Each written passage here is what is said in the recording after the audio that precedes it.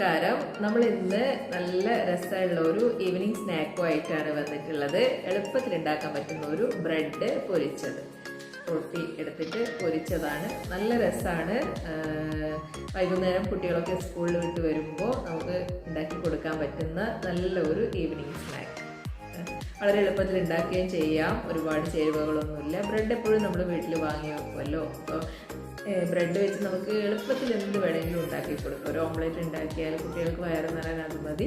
അപ്പോൾ ഒരു ഡിഫറെൻ്റ് ആയിട്ടുള്ള ഒരു ഐറ്റം. നമ്മൾ മൈദ വെച്ചിട്ടാണ് ചെയ്തിട്ടുള്ളത്. നിങ്ങൾക്ക് വേണമെങ്കിൽ ഗോതമ്പും മൈദയും മിക്സ് ചെയ്തിട്ട് എടുക്കാം. എന്തായാലും ടേസ്റ്റാണ്. പക്ഷെ മൈദയിലാണ് ഒന്നും കൂടെ രുചി ഉണ്ടാവുക. അപ്പോൾ അതാണ് നമ്മുടെ ഇന്നത്തെ വീഡിയോ. അപ്പോൾ അതെങ്ങനെ ഉണ്ടാക്കാം നമുക്ക് വേഗം നോക്കിയിട്ട് വരാം.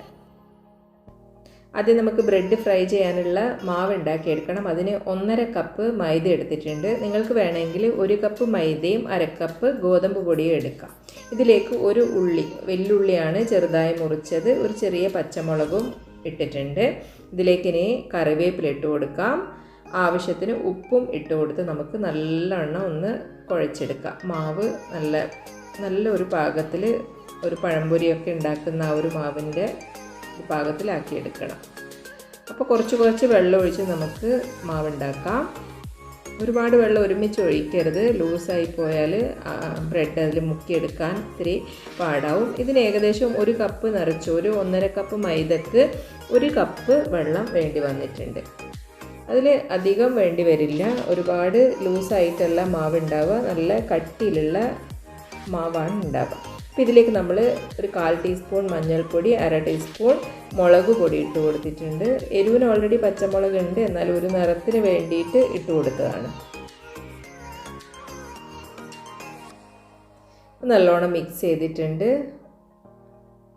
ഇനി ഇതൊരു 10 മിനിറ്റ് നമുക്കൊന്ന് മാറ്റി വെക്കാം. അപ്പോൾ ആ സമയം കൊണ്ട് നമുക്ക് ബ്രെഡൊക്കെ മുറിച്ച് റെഡിയാക്കി വെക്കാം. ഒരു 5 പീസ് ബ്രെഡ് എടുത്തിട്ടുണ്ട്. അത് ഇതുപോലെ പകുതിയാക്കി കട്ട് ചെയ്ത് വെച്ചിട്ടുണ്ട്.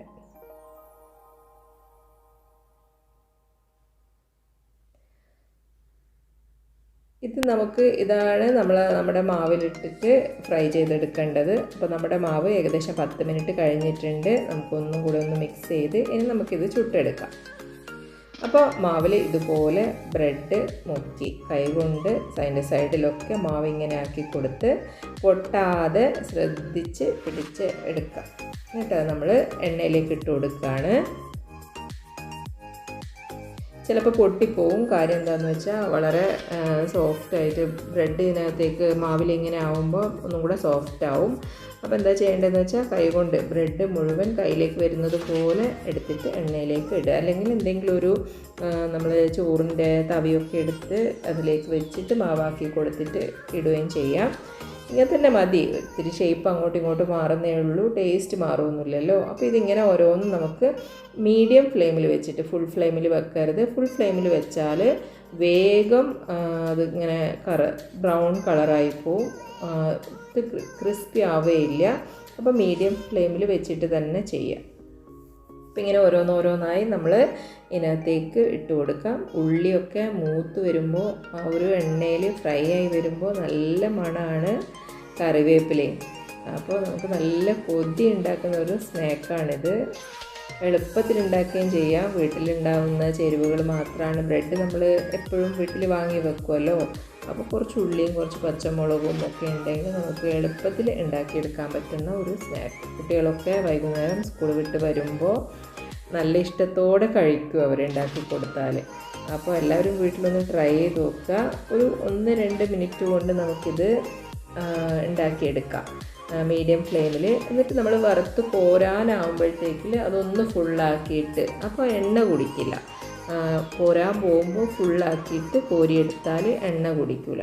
അപ്പോൾ അതൊക്കെ ഒന്ന് ശ്രദ്ധിച്ചാൽ ഒരുപാട് എണ്ണ കുടിക്കാതെ നമുക്ക് നല്ല സ്നാക്കാക്കി എടുക്കാം. പിന്നെ എണ്ണ നമ്മൾ വീട്ടിലുണ്ടാക്കുമ്പോൾ പുതിയ എണ്ണ തന്നെയാണല്ലോ യൂസ് ചെയ്യുക. ഉപയോഗിച്ച എണ്ണ, അതായത് അത് റീയൂസ് ചെയ്യാതിരിക്കുക.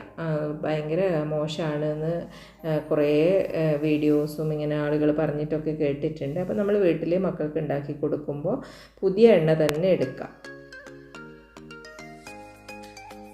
അപ്പോൾ അപ്പോൾ നല്ല ടേസ്റ്റുള്ള നല്ല ഹെൽത്തി ആയിട്ടുള്ള ഒരു ഈവനിങ് സ്നാക്ക് എളുപ്പത്തിൽ ഉണ്ടാക്കാം. കുട്ടികൾക്ക് മാത്രമല്ല എല്ലാവർക്കും ഇഷ്ടപ്പെടുന്ന ഒരു ഈവനിങ് സ്നാക്കാണിത്. പുറത്ത് നല്ല ക്രിസ്പിയും ഉള്ളിൽ നല്ല സോഫ്റ്റും ആയിട്ടുള്ള ആ ബ്രെഡിൻ്റെ ഒരു മധുരമൊക്കെ വരുമ്പോൾ നല്ല രസമാണ്. പുറത്ത് നല്ല എരിവും ഉണ്ടാവും, ഉള്ളിൽ ബ്രെഡിൻ്റെ ചെറിയൊരു മധുരം ഉണ്ടാവും. അപ്പോൾ അതൊക്കെ നല്ല രസമാണ്. ഇങ്ങനെ ഓരോന്നോരോന്നായി നമുക്ക് വറുത്ത് കോരി എടുക്കാം.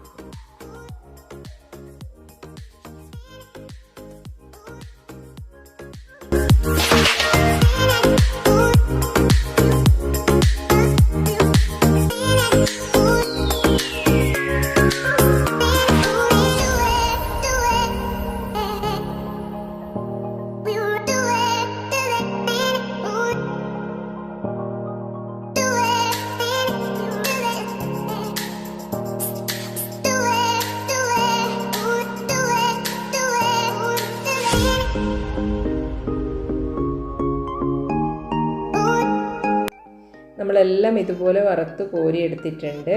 കാണുമ്പം തന്നെ നല്ല കൊതി ഉണ്ടാക്കുന്ന, എല്ലാവർക്കും കൊതി തോന്നുന്ന ഒരു ഈവനിങ് സ്നാക്കാണ്. വളരെ എളുപ്പത്തിൽ ഉണ്ടാക്കുകയും ചെയ്യാം. അപ്പോൾ എല്ലാവരും വീട്ടിലൊന്ന് ട്രൈ ചെയ്യുക. വീഡിയോ ആദ്യമായിട്ടാണ് കാണുന്നതെങ്കിൽ നമ്മുടെ ചാനൽ സബ്സ്ക്രൈബ് ചെയ്യുക. ഇഷ്ടമായാൽ ലൈക്ക് ചെയ്യുക, ഷെയർ ചെയ്യുക.